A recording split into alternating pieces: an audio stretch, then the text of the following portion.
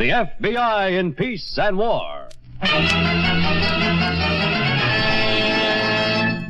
The FBI in Peace and War is brought to you by healthful, delicious Wrigley's Spearmint Gum. Enjoy chewing Wrigley's Spearmint every day, as millions do. The lively, long-lasting flavor freshens your mouth and sweetens your breath. The pleasant chewing eases tension, helps you feel better, and get more enjoyment out of what you're doing.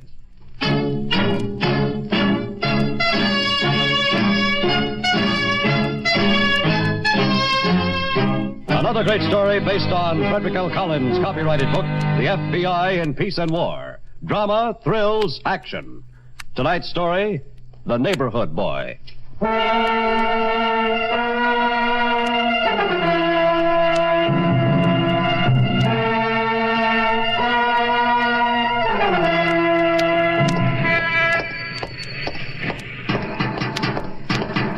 Hi, Gus.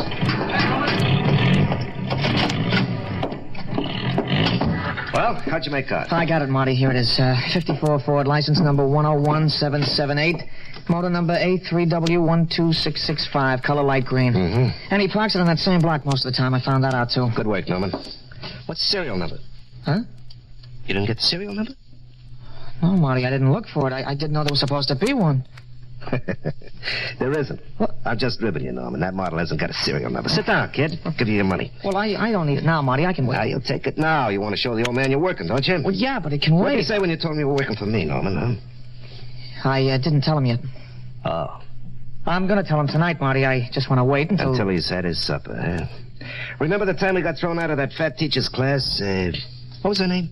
Miss, Longschmidt. Yeah, Miss Longschmidt. Yeah. You waited till after supper to tell him that one, too. He sure fixed you up good, didn't he? Yeah, well, he was pretty sore, I guess. Yeah, he should have got 30 days in the workhouse for that one. Well, anyway, kid, tell Gus and Sid to go to work on that green Ford right away, will you?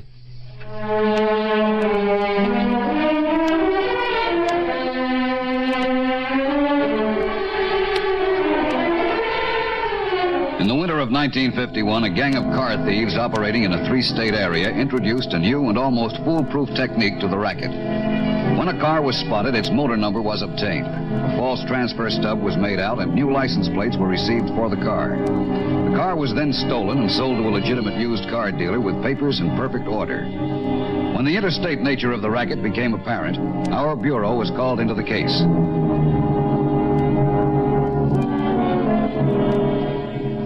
$25, $30, $35. Okay, there you are, Pa. I guess I'll keep the rest for a suit, huh? I probably ought to have a new suit. You can keep the whole thing, Norman. No, you take it. I want to pay my way. Keep the whole thing. I don't want that hoodlum's money. Pa. When did you quit your job at the store? Or did you get fired like always? All that trouble I went through getting you the job, 3 months you get fired. I wasn't any good at selling. It's like I told your mother. What's the sense of doing anything for him? Trying to get him a respectable job. Pa, I'm old enough now to pick my own... At 26, I was supporting a family. I had a sense of responsibility. I wasn't thinking all the time about running around with hoodlums like Marty Brenner. Are you going to take the money? Ever since high school, it's Marty Brenner this, Marty Brenner that. Look at you.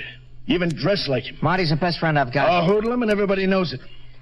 I'm going out. I'll see you later. What are you supposed to be doing down at that garage of his, Norman? I'm going to help Gus Weller. A grease monkey. From a good, respectable salesman with a prospect of traveling someday to a lousy grease monkey in a garage. And for what? Pop. I'll tell you for what. So you can be like Marty Brenner, that's what. So you can go to nightclubs and be a boozer and run around with showgirls. Well, you'll end up like Marty Brenner, that's what. You'll end up a no good, you hear me? When our bureau came into the case, this much was known. The used car dealer in a nearby state had purchased 3 late model cars. He sold one car which was recognized by an owner as having been stolen. Subsequent investigation showed all 3 cars to have been stolen and registered to new owners. 3 different men had sold these cars to the dealer. We had descriptions of these men. We knew the stolen cars all came from one area. We knew the gang's technique. Our job was to proceed from there.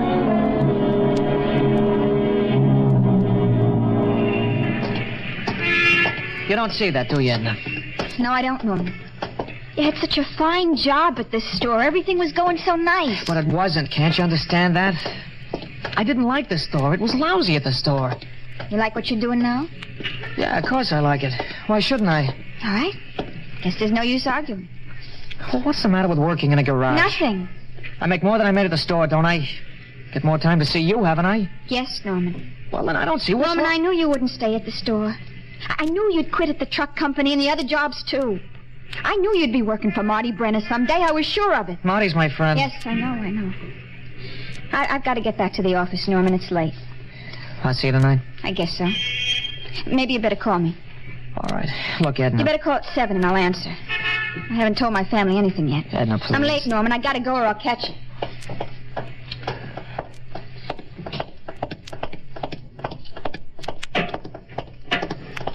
Hello, Gus. Man, I'm Marty. What you see in the office? Okay.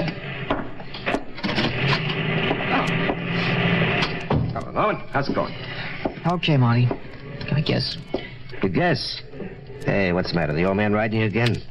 Normie, why do you let him push you around, huh? I don't know. Because he's my old man, I guess. Nobody pushes me around, Norman, no matter who they are. No, I guess they don't. And I don't like it when they do it to you. Yeah, I know you don't. You don't have to take that kind of stuff, Norman. Look, the more you take, the more they're going to give you. Didn't I always tell you that? Yeah, you did. Yeah, and what else did I always tell you, huh? Everybody's got a racket, Norman. Don't you forget that. Some of them work inside the law, some of them got to work outside. But you show me an honest guy, and I'll peel him down and show you a crook. I bet you could at that, Marty. Sure I could. But half the people in this world are doing just what you and I are doing, only they're afraid to admit it. Well, you're right, Marty. Sure I am. Said here, Marty. Want to see him? Yeah, just a minute, Gus. Okay. See what I mean, Norman? Yeah, I see it, Marty. Okay. I want you to go out with Sid tonight. With Sid? Yeah. He's going to break in on his end of the deal. Okay with you? Yeah, it sure is. I thought it would be. Hey, you're coming along all right, Norman. I'm going to make something out of you yet.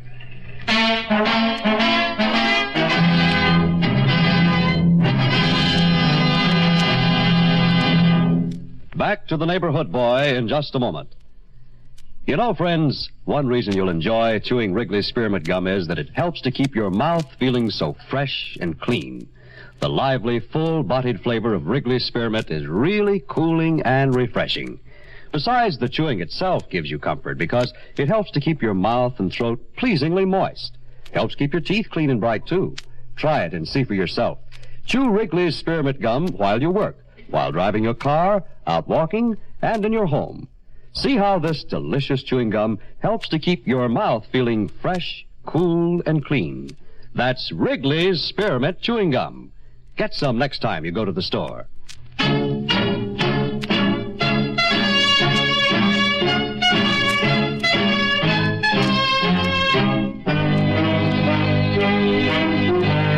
now, Act 2 of tonight's story, The Neighborhood Boy.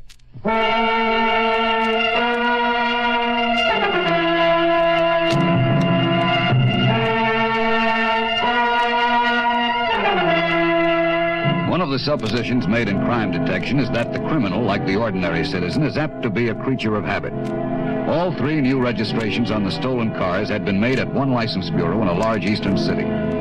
With the consent of the Motor Vehicle Department, the 12 clerks who issued licenses at the bureau met with Agent Reynolds and me in an office of the bureau and were given a confidential briefing on our plan of action.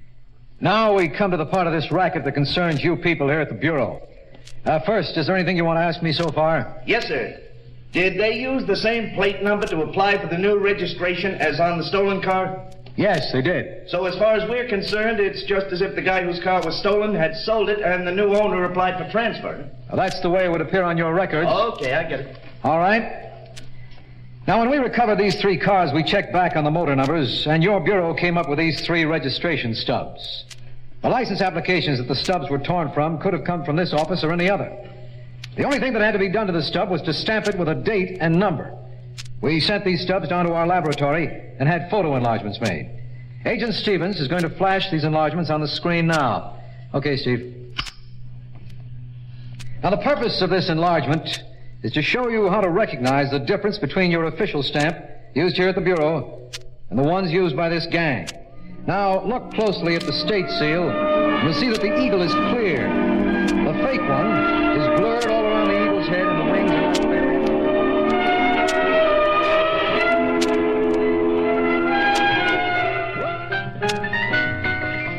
Don't you like the suit, Edna? The suit's all right, Norman. What do you keep looking for, like it wasn't me or something? I don't know. You want to go someplace else, Edna, with a floor show, maybe? Marty says Club 6... I don't want to go anyplace, Norman. I'd just as soon go home. Edna, what's the matter with you these last couple of months? What is it? I don't get it.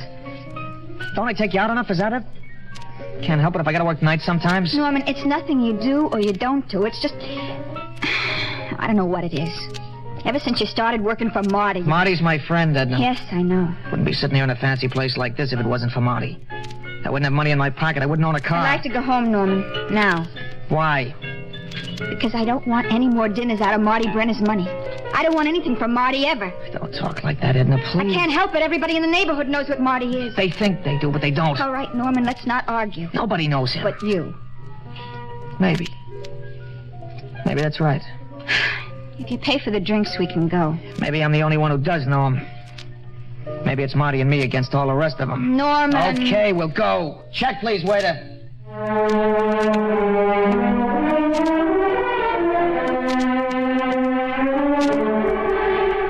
For a month, all the license applications coming into the Motor Vehicle Bureau were scrutinized carefully. But somewhere along the way, a few of the clerks lost their enthusiasm for the tedious job.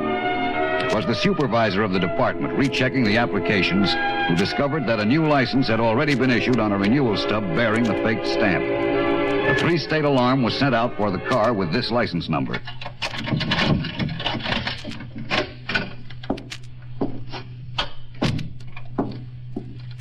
Norman, Pa, what are you doing up? I'm waiting for you. Now, look, Pa, let's get this straight once and for all. I'm 26 Where have years you been, old. Norman? I was playing cards at Charlie Roberts' place, if you've got to know. You didn't hear the radio at 9 o'clock? Why should I hear the radio? I was playing cards. Your friend Gus Welter was arrested by the police. He was driving a stolen car into Marty Brenner's garage. What? Police found a desk full of license applications in the garage, a stamping machine. Where's Marty? Did they arrest Marty? Man said Marty Brenner got away. After an exchange of shots with the police, he said.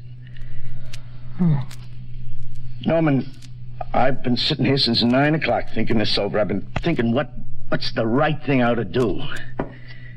Norman. Yeah. You knew what they were doing.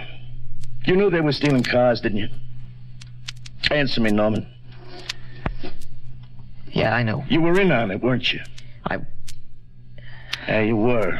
I know it now. That's where all the money came from. I knew you weren't greasing cars. Pa, this is no time for a lecture. Not going to give you one. It's too late for that. Wouldn't do any good. All these years I've been trying to bring you up decent, give you principles to go by. Norman. I'm going to pack my things, Pa. You're going to listen to what I got to say. You're going to hear what I've been thinking. I don't care what you've been thinking. You're going to hear it, Norman. Now, you're going to listen for once in your life, so help me. You better take your hands off me, Pa. You know what I've been thinking, Norman? I've been thinking my son is a no-good thief, a bum, a hoodlum like Marty Brenner. I've been thinking I ought to turn him over to the police like any other thief. He's not my son. He's just a common gutter snipe. He ought to get what Marty Brenner gets. And I told you to take your hands off. You're going to jail, Norman. That's where you belong. In jail. We'll see about that. You and Marty Brenner, that's where both of you belong. You'll never get Marty or me either. Never.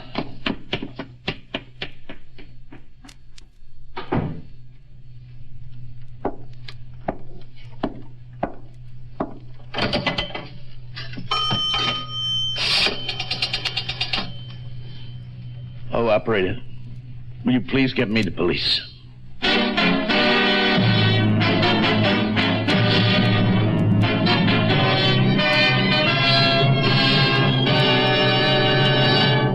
Back to the neighborhood boy in just a moment.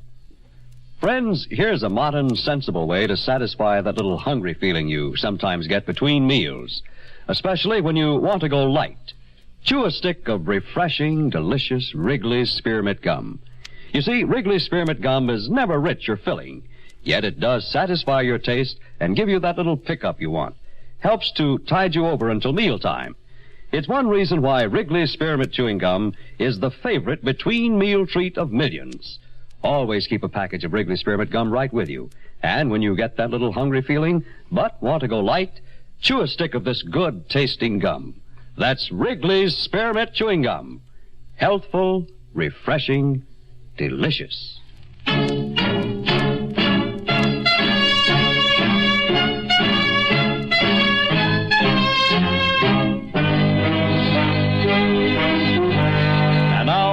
Part 3 of The Neighborhood Boy.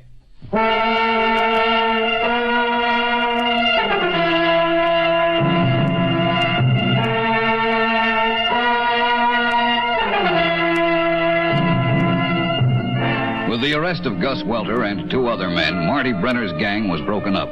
But Brenner himself escaped. That same night, Norman Rice, a new member of the gang, left home. For more than a month, law enforcement agencies all over the country looked for these men with no result. Then we received a call from Norman Rice's father, which began the final chapter of the case.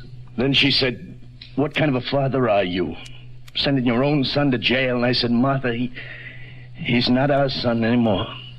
It was your wife who received the telephone calls, Mr. Rice? Yeah. Boy needed money. He called here 2 times before I found out. Did she send him any money? Yeah. First time $50, next time $100. To a general post office address? Yes, sir. And he is using another name. May we have the address of the post office and the name, please? Yeah, that's why I called you. My wife, I don't know, she hates me because I have to do what's right. She cries all day long, and I keep telling her over and over, what's right is right, what's wrong is wrong, and nobody, not even her own boy, is any exception. What was the post office address, Mr. Rice? Yeah, I wrote it down, and the name he's using. Nelson Riker, Harrisburg, Pennsylvania. May we use your phone, please, Mr. Rice? Well, we haven't got one. There's a pay station out in the hall. I'll do it, Dave. Okay, Steve. My wife says I'll be punished for doing a thing like this. She just doesn't understand. I guess it's been pretty tough on both of you. I've already had my punishment right here, I told her. Boy like that, a common thief. And everything I did for him all those years. I've had my punishment. More than enough.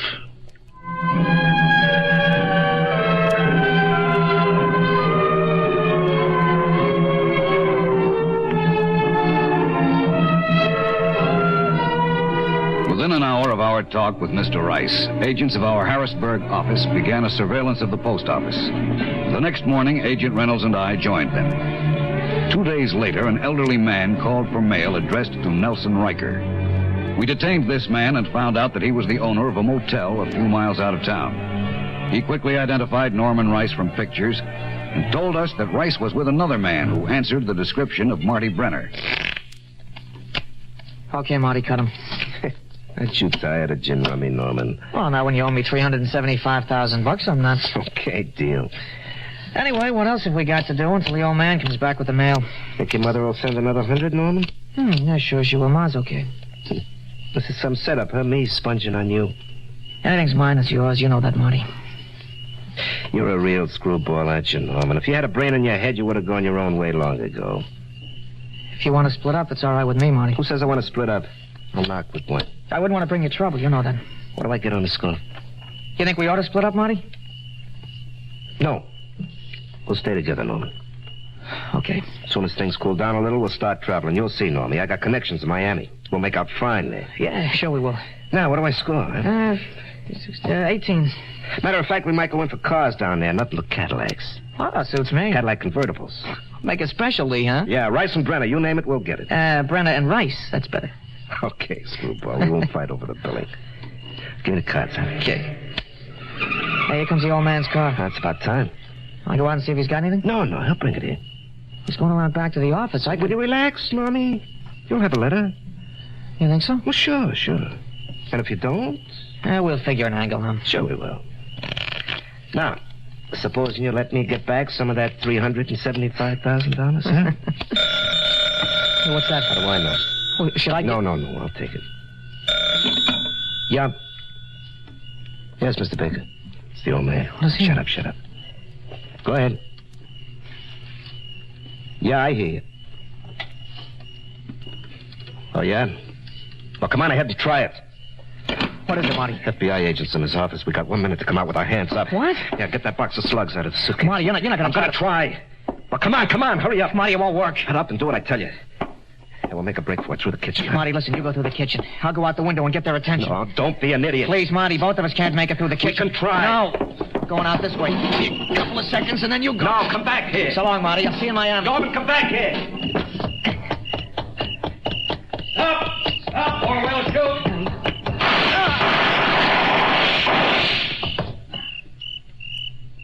All right, Brenner. Come out with your hands up. You haven't got a chance.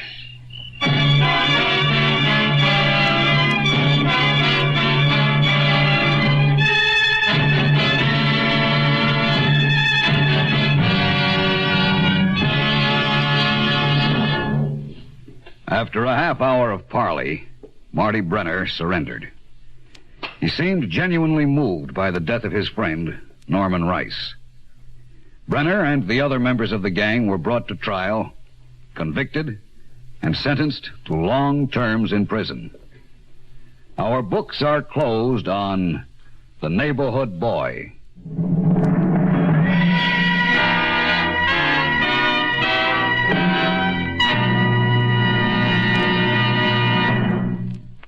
Remember, friends, to help keep your mouth feeling fresh and clean, chew Wrigley's Spearmint Gum. There's lots of lively, refreshing flavor in it, and you can chew a stick just about any time and any place. Then, too, while you're sinking your teeth into this good-tasting gum, the natural chewing action is helping to keep your teeth clean and bright. Next time you're at the store, get some packages of Wrigley's Spearmint Chewing Gum.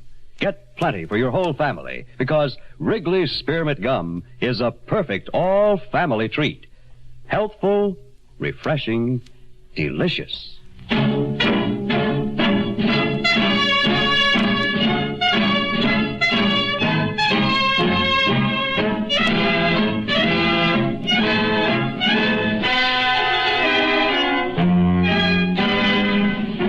In tonight's story, Jack Grimes played the part of Norman Rice.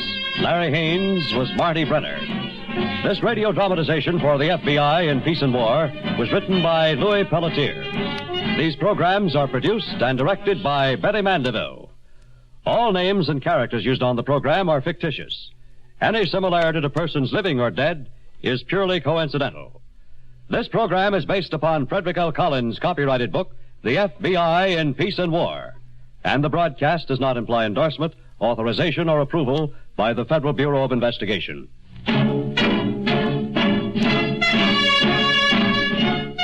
The makers of Wrigley's Spearmint Gum, the refreshing, delicious treat that gives you real chewing enjoyment, invite you to listen to next Wednesday's story, The Business Trip on the FBI in Peace and War. Same time, same station.